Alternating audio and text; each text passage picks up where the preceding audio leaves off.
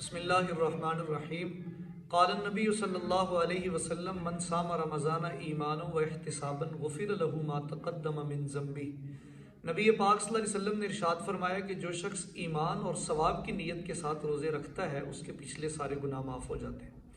یاد رکھیے گا کہ روزہ ایک ایسی عبادت ہے جس کو اللہ تعالیٰ نے اتنی زیادہ اہمیت دی ہے کہ اللہ تعالیٰ فرماتے ہیں کہ یہ روزہ خاص میرے لیے ہے اور اس کا بدلہ بھی میں اپنی شان کے مطابق دوسرے اعمال سے بڑھ کے خود عطا کروں گا۔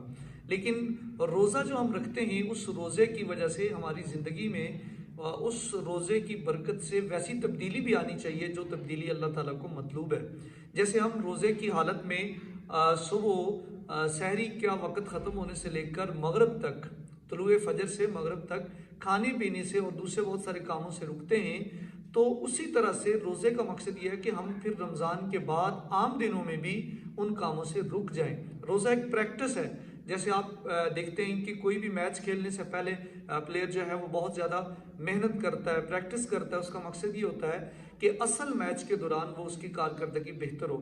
بالکل اسی طرح سے یہ روزہ ایک پریکٹس اور ایک کوشش ہے اپنے نفس کو قابو کرنے کی، اپنے آپ کو دائرہ اسلام کی جو حدود ہیں ان میں لانے کے لیے، تاکہ عام دنوں میں بہترین جو ہے وہ انسان زندگی گزار سکے۔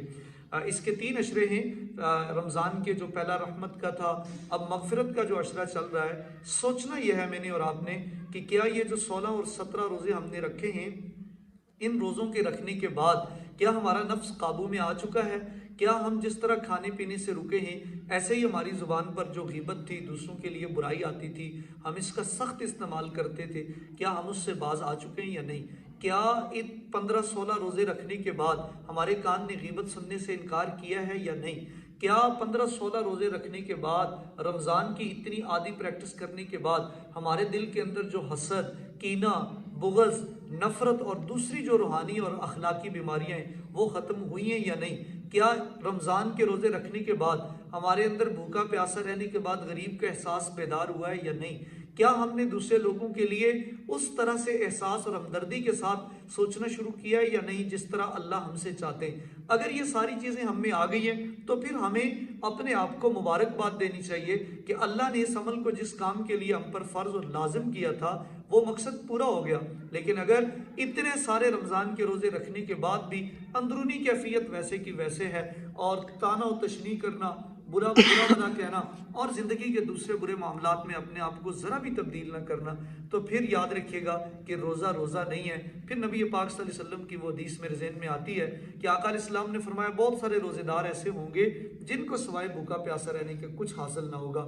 تو اگر ہم نے بھی اپنے آپ کو نہ بدلا تو اللہ نہ کرے کہ ہمارا حشر بھی ویسے لوگوں کے ساتھ ہو جائے۔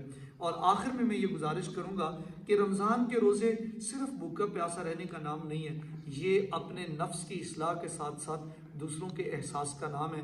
اللہ تعالیٰ مجھے اور آپ کو ثواب کی نیت کے ساتھ، ایمان کے ساتھ روزے رکھنے کی توفیق نصیب فرمائے۔